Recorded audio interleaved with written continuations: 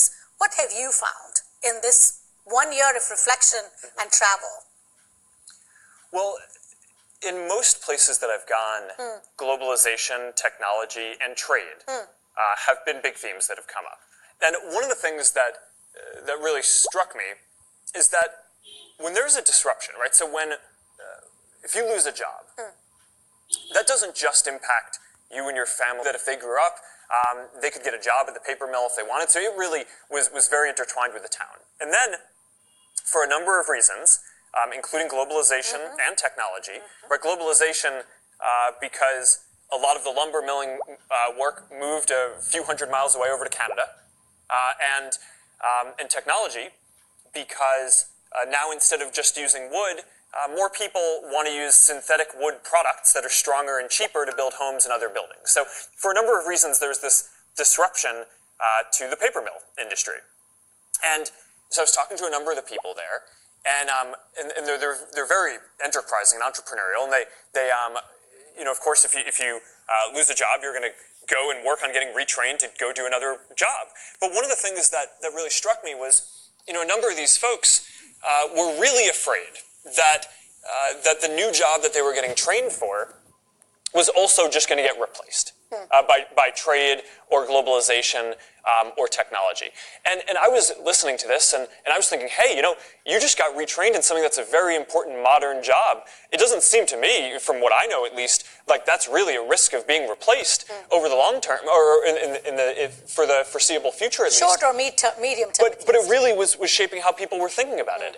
And you know, and so one guy even said, you know, I wasn't even sure that I wanted to go get another job because I was so worried that that my job might just get replaced. And, you know, so that's interesting because, I mean, we need him to work, right? I mean, we need that productivity in our economy. So if that is making it so that people feel, you know, lack of confidence and feel like they can't, like it's not worth bothering, right? Because of these trends that happened in the past, then that's a really big deal. Now, the flip side of this that I also think is really interesting is there was a guy at that round table that I sat down with who had been in trucking for 30 years. And you know, one of the big discussions in Silicon Valley right now is what's going to happen with self-driving cars and self-driving trucks and all this, and how this is going to affect jobs. And at least in Silicon Valley, I find that a lot of the discussion is actually quite pessimistic, right? In terms of people are worried about the future there. But here was this trucker, and he was not at all worried. I mean, he was very optimistic about the future. He said, you know, Millinocket doesn't even have good internet. How are we going to have self-driving trucks? I'm fine, right? And you know, across the country, I've talked to a handful of truckers in Iowa. I went to this truck stop, and I sat down and asked a number of the folks there, and I'm like, okay, how do you think about what's going to happen with self-driving cars and trucks? And it was basically the same attitude, ranging from skepticism that the technology would ever really work enough to make a difference, to optimism that if it did, it would actually be helpful to them rather than disruptive. And, you know, I mean, you have people who are doing long-haul trucking who are like, all right, it would be great if I could take a nap while my truck was driving itself on the freeway and then I could go do the last mile. I mean, that would increase productivity, and I think that there's a really good case for that. But, you know, one of the things that I think is really interesting is if you look at globalization and trade and technology backwards, the people who have been affected by it, it really does leave this emotional disruption as well as this economic disruption to what they think their prospects are going forward. Whereas if you think about things in the future, you know, people are much more optimistic, and I think that that's a case that people probably should be more optimistic about the way that the future can go, and not necessarily quite as worried that just because, you know, if something happened in the past, it might happen again in the future. You know, the last thing that I'll say on this is that one thing that I think everyone can agree on, regardless of what you think is going to happen with globalization and trade, is that training for modern jobs is really important, right? So that's why, you know, that's one of the big takeaways from a lot of these trips, and that's why yesterday I was in St. Louis, and we announced as part of Facebook this Facebook Community Boost program. Because what we found is, you know, you want to build strong communities. Small local businesses are a really important part of communities, right? I mean, I think we can all name the small business that not only is creating jobs in our community, but is a place that people come together and hang out and connect. That's really the center of the community. So the more that we can do to help entrepreneurs use digital tools to build new businesses that can take existing businesses and grow them. Or if you're not trying to create a business, if you're trying to find a job, get the digital skills that you need that those businesses want in employees in order to grow, then I think that would be a really positive step. And I think that's something that we, as a company that understands some of the technology trends, have a responsibility to do. So I'm really happy that we're doing this Community Boost program. We're going to do it in 30 cities across the country. The first version of it already helped train more than 60,000 small businesses, and now we hope to do much more going forward. So that seems to be something that you want to train people for modern jobs that everyone can agree on, and I'm glad that we're going to be doing something there. You raised some very, very good points, because it's not just an economic decision. It's a way of life. It's threatening. It's to the community. So we need to shore up the individual and the community to be able to prepare for these changes. I do remember you were talking about some people, though, who were able to use this and say, how will we differentiate ourselves, and turn it into a positive and say, maybe I can't play the price game, but I might compete on quality. Any of those? No, I mean, this is one of the most inspiring things from this year is anywhere that you go, there are a lot of challenges, but there are always people making it happen. And I just think that's just a really inspiring thing. So, I mean, one of the stories that really struck me from this year, I was in New Orleans, and I went down to the 9th Ward, which was the neighborhood that was struck the hardest by Hurricane Katrina.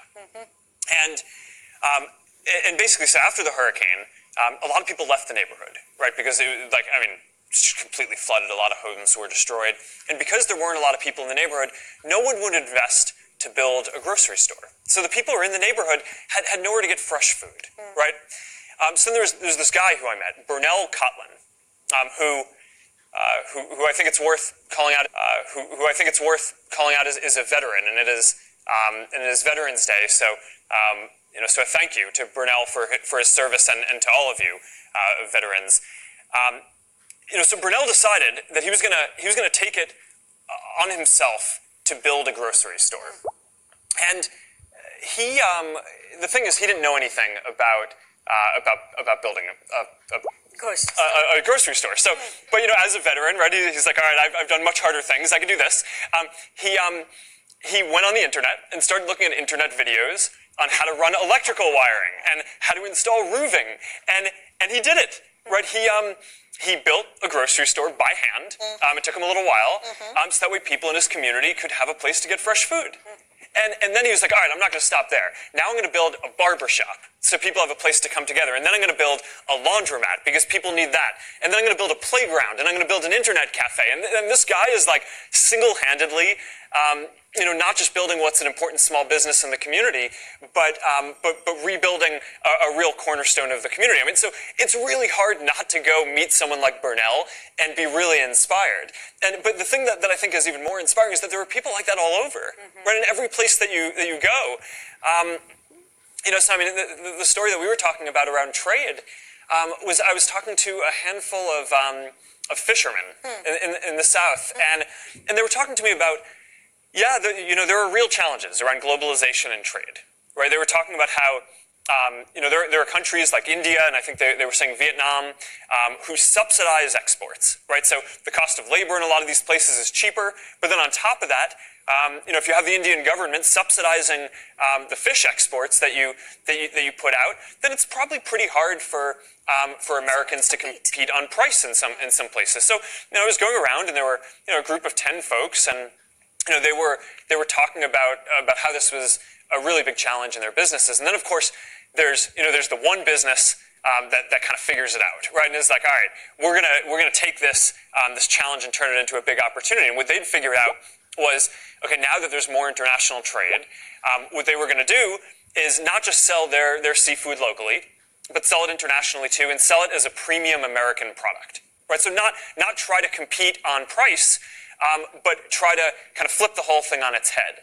And, so that to me is just, that's like the American spirit, right? That's the entrepreneurial spirit. It's like you go around all these places, and yeah, we have challenges, right? Whether they're things that are due to our policies around globalization or trade, or whether they're natural disasters like Katrina. But there are always people who are trying to work through it and who are coming up with innovative solutions. I mean, just yesterday, I was in Centralia, Missouri, right on my last stop before I came out here.